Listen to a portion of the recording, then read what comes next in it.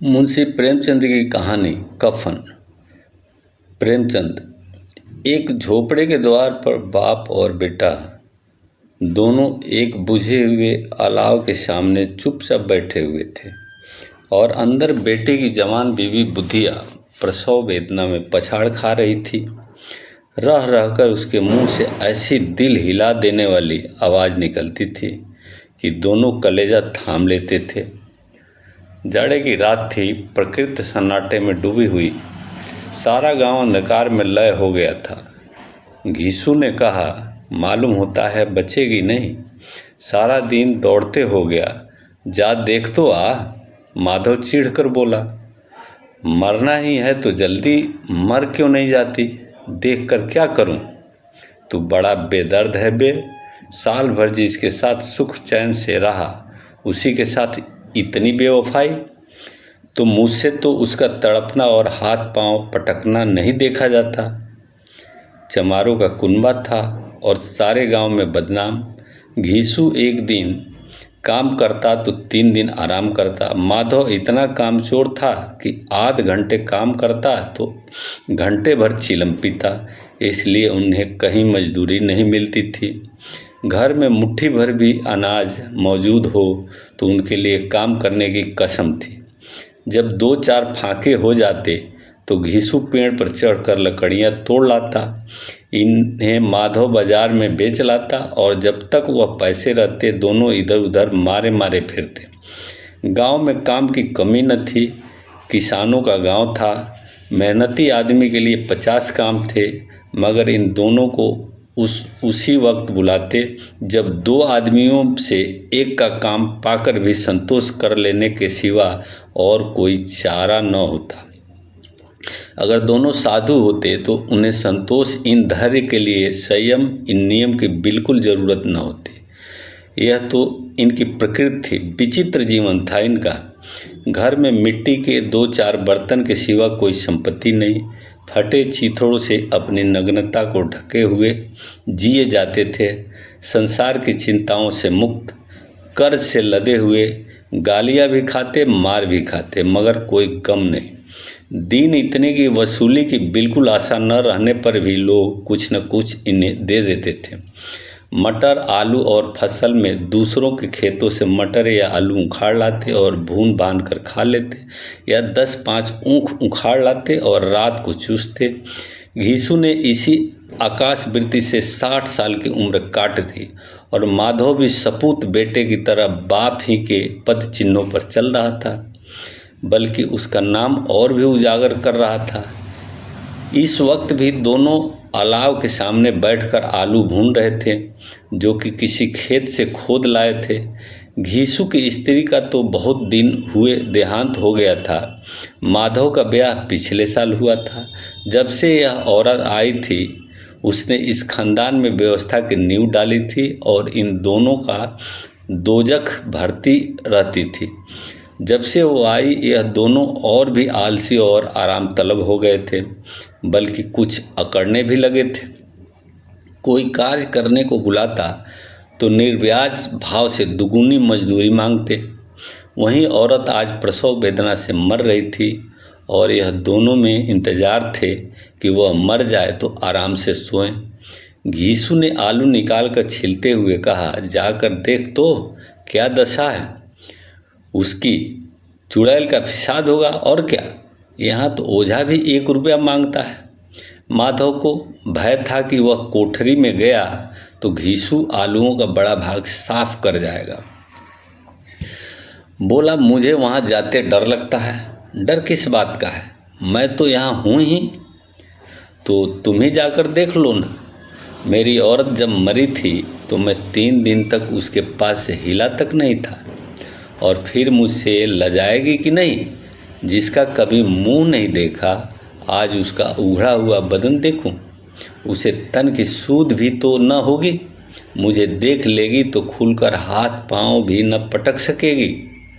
मैं सोचता हूँ कि कोई बाल बच्चा हो गया तो क्या होगा।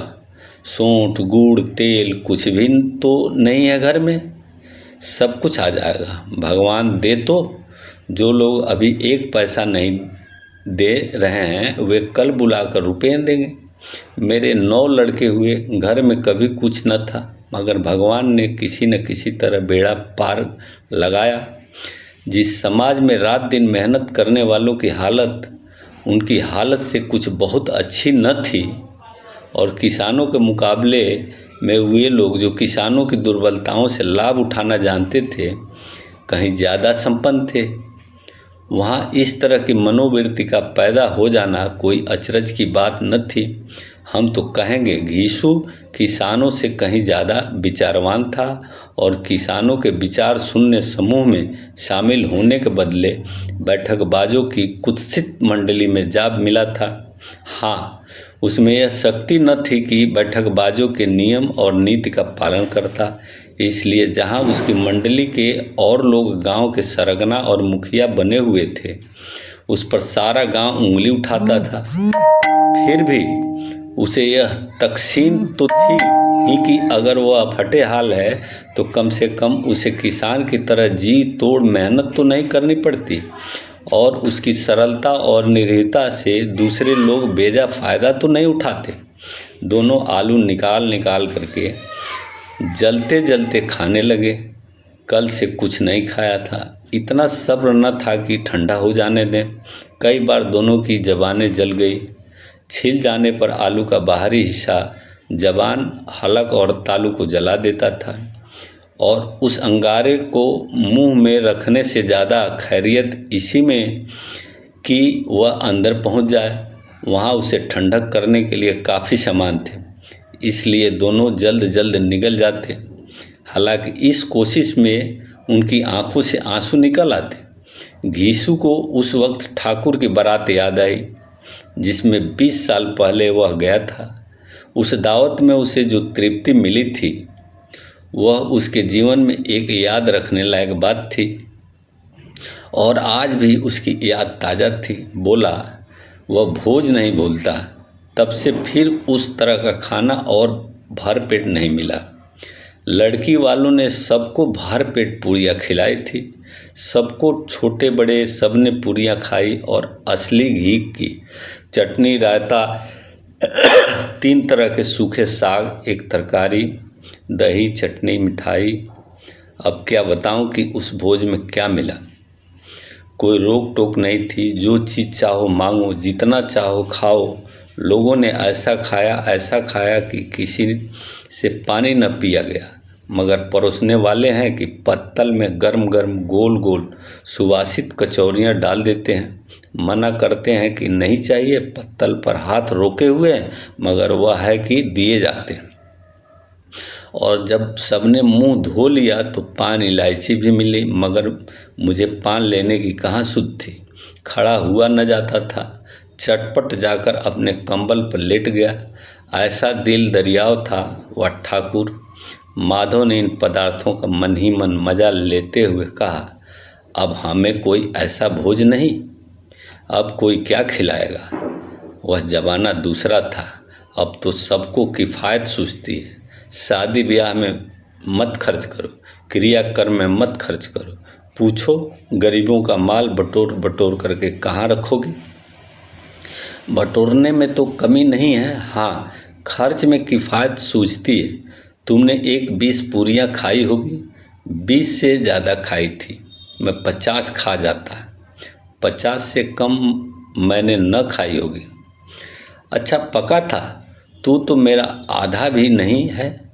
आलू खाकर दोनों ने पानी पिया, और वहीं अलाव के सामने अपनी धोतियाँ ओढ़ करके पाँव पेट में डाले सो रहे, जैसे 2 बड़े बड़े अजगर गेंडुलिया मारे पड़े हों और बुधिया अभी तक करा रही थी। सवेरे माधव ने कोठरी में जाकर देखा तो उसकी स्त्री ठंडी हो गई थी। उसके मुंह पर मक्खियाँ भिनक रही थी। पथराई हुई आंखें ऊपर टंगी हुई थी। सारी देह धूल से लथपथ हो रही थी। उसके पेट में बच्चा मर गया था। माधव भागा हुआ घीसू के पास आया। फिर दोनों जोर जोर से हाय हाय करने और छाती पीटने लगे। पड़ोस वालों ने यह रोना धोना सुना तो दौड़े हुए आए और पुरानी मर्यादा के अनुसार इन अभागों को समझाने लगे, मगर ज़्यादा रोने पीटने का अवसर न था। कफन की और लकड़ी की फिक्र करनी थी। घर में तो पैसे इस तरह गायब था जैसे चील के घोंसले में मांस। बाप बेटे रोते हुए गांव के जमींदार के पास गए। वह इस दोनों की सूरत से नफरत करते थे। कई बार इन्हें अपने हाथों से पीट चुके थे चोरी करने के लिए।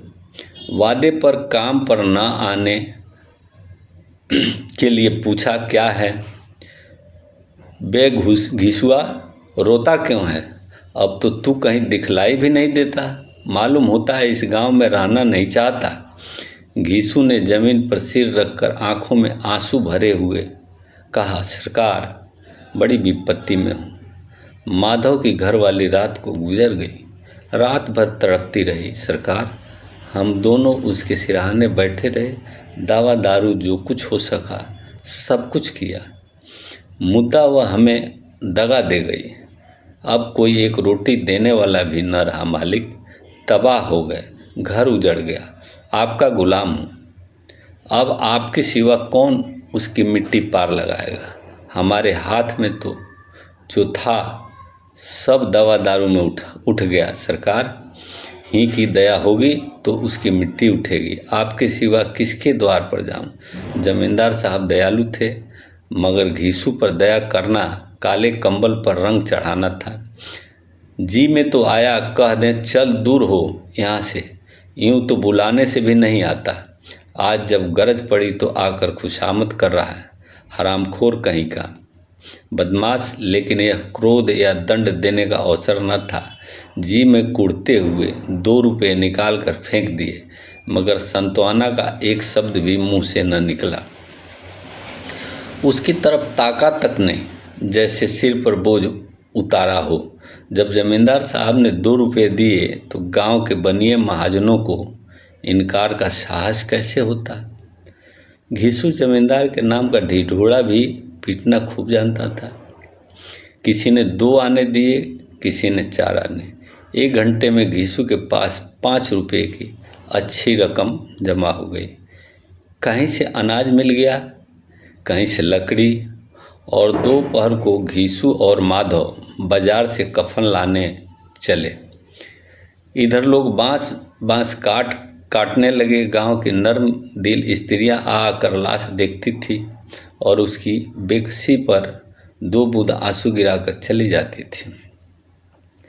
बाजार में पहुंचकर घीसू बोला, लकड़ी तो उसे जलाने भर को मिल गई है, क्यों माधव? माधव बोला, हाँ लकड़ी तो बहुत है, अब कफन चाहिए तो चलो कोई हल्का सा कफन ले लें। हाँ और क्या, लाश उठाते समय रात हो जाएगी। रात को कफन कौन देखता है? कैसा बुरा रिवाज है कि जिसे जीते जी तन ढकने को चीथड़ा भी न मिले, उसे मरने पर नया कफन चाहिए। कफन लाश के साथ जल ही तो जाता है, और क्या रखा रहता है? यही 5 रुपये पहले मिले होते तो दवा दारू कर लेते। दोनों एक दूसरे के मन की बात ताड़ रहे थे। बाजार में इधर उधर घूमते रहे। कभी इस बाजार की दुकान पर गए, कभी उसकी दुकान पर गए। तरह तरह के कपड़े, रेशमी और सूती देखे, मगर कुछ जंचा नहीं। यहाँ तक कि शाम हो गई। तब दोनों न जाने किस देवी प्रेरणा से एक मधुशाला के सामने जा पहुँचे और जैसे किसी पूर्व निश्चित व्यवस्था से अंदर चले गए। वहाँ जरा देर तक दोनों असमंजस में खड़े रहे। फिर घीसू ने गद्दी के सामने जाकर कहा, साहू जी, 1 बोतल हमें भी देना। इसके बाद कुछ चिखौना आया, तली हुई मछली आई और दोनों बरामदे में बैठकर शांतिपूर्वक पीने लगे। कई कुजिया तवा तोड़ पीने के बाद दोनों सुरूर में आ गए। घीसू बोला, कफन लगाने से क्या मिलता है? आखिर जल ही तो जाता है, कुछ बहू के साथ तो न जाता। माधव आसमान की तरफ देखकर बोला, मानो देवताओं को अपनी निष्पक्षता का साक्षी बना रहा हो। दुनिया का दस्तूर है, नहीं लोग बामनों को हजारों रुपए क्यों दे देते हैं? कौन देखता है? परलोक में मिलता है या नहीं? बड़े आदमियों के पास धन है, फूके, हमारे पास फूकने को क्या है? लेकिन लोगों को जवाब दे क्या दोगे? लोग पूछेंगे नहीं कफन कहाँ है? घीसू हंसा। अबे कह देंगे कि रुपए कमर से खिसक गए, बहुत ढूंढा मिले नहीं। लोगों को विश्वास ना आएगा, लेकिन फिर वही रुपए देंगे। माधव भी हंसा इस अनपेक्षित सौभाग्य पर, बोला, बड़ी अच्छी थी बेचारी, मरी तो खूब खिला पिलाकर, आधी बोतल से ज़्यादा उड़ गई। घीसू ने 2 सेर पूड़ियाँ मंगाई, चटनी, अचार, कलेजियाँ। शराब खाने के सामने ही दुकान थी। माधव लपक कर 2 पतलों में सारे सामान ले आया। पूरा 1.5 रुपया खर्च हो गया, सिर्फ थोड़े से पैसे बचे रहे। दोनों इस वक्त इस शान में बैठे पूरियाँ खा रहे थे जैसे जंगल में कोई शेर अपना शिकार उड़ा रहा हो। न जवाबदेही का खौफ था, न बदनामी की फिक्र। इन भावनाओं को उन्होंने बहुत पहले ही जीत लिया था। घीसू दार्शनिक भाव से बोला, हमारी आत्मा प्रसन्न हो रही है तो क्या उसे पुण्य न होगा? माधव ने श्रद्धा से सिर झुकाकर तस्कीक दी, जरूर होगा। भगवान तुम अंतर्जामी हो, उसे बैंकुट ले जाना। हम दोनों हृदय से आशीर्वाद दे रहे हैं। आज जो भोजन मिला वह कभी उम्र भर न मिला था। एक क्षण के बाद माधव के मन में एक शंका जागी। बोला, क्यों दादा, हम लोग भी एक न एक दिन वहाँ जाएंगे? घीसू ने इस भोले भाले सवाल का कुछ उत्तर न दिया। वह परलोक की बातें सोचकर इस आनंद में बाधा न डालना चाहता था जो वह हम लोगों से पूछेगी कि तुमने हमें कफन क्यों नहीं दिया, तो क्या कहोगे? कहेंगे तुम्हारा सिर। पूछेगी तो जरूर। तू कैसे जानता है कि उसे कफन न मिलेगा? तू मुझे ऐसा गधा समझता है? 60 साल क्या दुनिया में घास खोदता रहा हूँ। उसको कफन मिलेगा और बहुत अच्छा मिलेगा। माधव को विश्वास न आया। बोला, कौन देगा? रुपये तो तुमने चट कर दिए। वह तो मुझसे पूछेगी, उसकी मांग में तो सिंदूर मैंने डाला था। कौन देगा? बताते क्यों नहीं? वही लोग देंगे जिन्होंने अबकी दिया है। हाँ, अबकी रुपये हमारे हाथ में न आएंगे। ज्यों-ज्यों अंधेरा बढ़ता था, सितारों की चमक तेज होती थी, मधुशाला की रौनक भी बढ़ती जाती थी। कोई गाता था, कोई डींग मारता था, कोई अपनी संगी के गले लिपट जाता था, कोई अपने दोस्त के मुंह में कुल्हड़ लगाए देता था। वहाँ के वातावरण में सुरूर था, हवा में नशा। कितने तो यहाँ आकर एक चुल्लू में मस्त हो जाते थे। शराब से ज़्यादा यहाँ की हवा उन पर नशा करती थी। जीवन की बाधाएं यहाँ खींच लाती थी और कुछ देर के लिए यह भूल जाते थे कि वे जीते हैं या मरते हैं, या न जीते हैं न मरते हैं। और यह दोनों बाप बेटे अब भी मज़े ले लेकर चुस्कियाँ ले रहे थे। सबकी निगाहें इनकी ओर जमी हुई थी। दोनों कितने भाग्य के बली हैं। पूरी बोतल बीच में है, सबकी निगाहें इनकी ओर जमी हुई थी।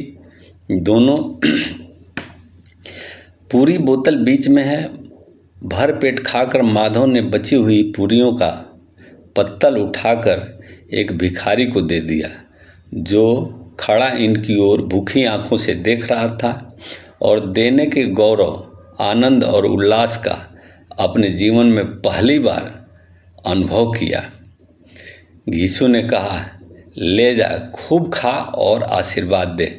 जिसकी कमाई है वह तो मर गई, मगर तेरा आशीर्वाद उसे जरूर पहुँचेगा। रोए रोए से आशीर्वाद दो, बड़ी गाढ़ी कमाई के पैसे हैं। माधव ने फिर आसमान की तरफ देखकर कहा कि वह बैंकुट में जाएगी, दादा बैंकुट की रानी बनेगी। घीसू खड़ा हो गया और जैसे उल्लास की लहरों में तैरता हुआ बोला, हाँ बेटा, बैंकुट में जाएगी। किसी को सताया नहीं, किसी को दबाया नहीं, मरते मरते हमारी ज़िंदगी की सबसे बड़ी लालसा पूरी कर गई। वह न बैंकुट जाएगी तो क्या ये मोटे मोटे लोग जाएंगे जो गरीबों को दोनों हाथों से लूटते हैं और अपने पाप को धोने के लिए गंगा में नहाते हैं और मंदिरों में जल चढ़ाते हैं। श्रद्धालुता का यह रंग तुरंत ही बदल गया। अस्थिरता नशे की खासियत है। दुख और निराशा का दौर हुआ। माधव बोला, मगर दादा बेचारी ने जिंदगी में बड़ा दुख भोगा, कितना दुख झेल कर मरी। वह आंखों पर हाथ रख कर रोने लगा, चीखें मार करके। घीसू ने समझाया, क्यों रोता है बेटा, खुश हो कि वह माया जाल से मुक्ति हो गई, जंजाल से छूट गई। बड़ी भाग्यवान थी जो इतनी जल्दी माया मोह के बंधन तोड़ दिए। और दोनों खड़े होकर के गाने लगे, ठगनी क्यों नैना झमकावे, ठगनी पियक्कड़ों की आंखें इनकी ओर लगी हुई थी और यह दोनों अपने दिल में मस्त गाए जाते थे। फिर दोनों नाचने लगे, उछलने भी, कूदे भी, गिरे भी, मटके भी, भाव भी बनाए, अभिनय भी किए और आखिर नशे में मस्त होकर के वहीं गिर पड़े।